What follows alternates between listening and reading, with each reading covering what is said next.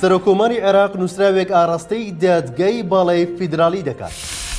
داوای تانەدان لە بڕیارەکەی پەرلەمان دەکرێت لە دادگای فیدرالی. کێشەی نەبوونی پارە لە بانکەکانی سلێمانی بەردەوامە. سڵاوتان نەبێت لە شارپرێسەوە هەواڵی ڕۆژتان پێشکەشەکەم. دکتۆر بەرهەم ساڵح سەرۆکۆماری عێراق نووسراوێک ئاڕاستەی دادگای باڵای فیدرالی دەکات و لەبارەی بەردەوامیدان لە پۆستەکەشی داوای تەفسیری چەند مادە و بڕگەیەکی دەستور و یاسا کارپێکراوەکان دەکات.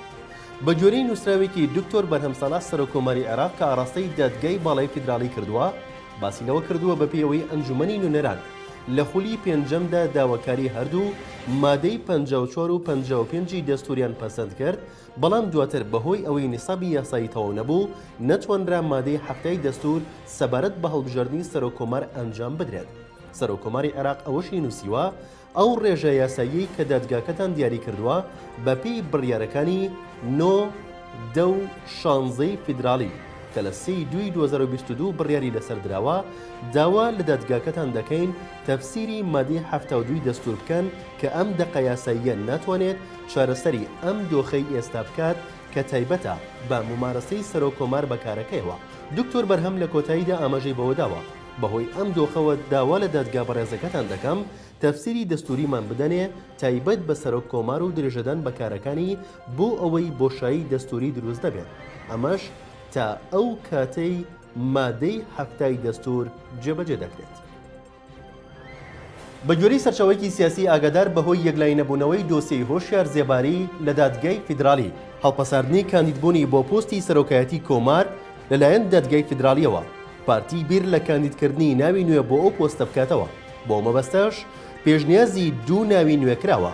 بە گوێرەی تۆڕی هەواڵی عێراقی کە پشتی بە سەرچاوەیەکی سیاسی ئاگادار بەستووە، کردنەوەی دەرگای دووبارە خۆپاڵاوتن بۆ پۆستی سەرۆکۆمار لەسەر داوای پارتی بووە بۆ ئەوەی لە حاڵەتی یەکلاینەبوونەوەی کەیسی گەندەڵیەکانی هۆشیار زێباری لە دادگای عێراقی ناوی جێگرەوە پێشکەش بکات. بۆ ئەوەش مەکتەبی سیاسی ئەو حیزبە هەڵسەنگاندن بۆ 2 ناوی دیکە دەکات. بە جۆرەی سەرچاوەکانی هەواڵ ئەو ناوانەی پارتی بیری لێکردوونەتەوە بریتین لە فازل میرانی سکرتێری مەکتەبی سیاسی و فواد حوسێن وەزیری دەرەوەی ئێستای عێراقن. ئەمڕۆ سێشەممە ئەنجومەنی نوێنەران لە بڕیارێکدا ئاشکرای کرد دەرگای خۆپاڵاوتن بۆ کاندیدی پۆستی سەرۆکۆمار دەکاتەوە و لە سبەی چوارشەمەوە دەست پێ دەکات و ماوەی 3 ڕۆژ دەخایەنێت. بەرپرسێکی یەکێتی نیشتیمانی کوردستان بڕیارەکەی سەرۆکایەتی ئەنجومەنی نوێنەرانی عێراق بۆ دووبارەکردنەوەی خۆپاڵاوتن بۆ پۆستی سەرۆکۆماری عێراق بەنا دەستوری و نایاسایی دەزانێت دەژڵێت دەبێت لە دادگای فیدرالی تانە لە بڕیارەکە بدرێت.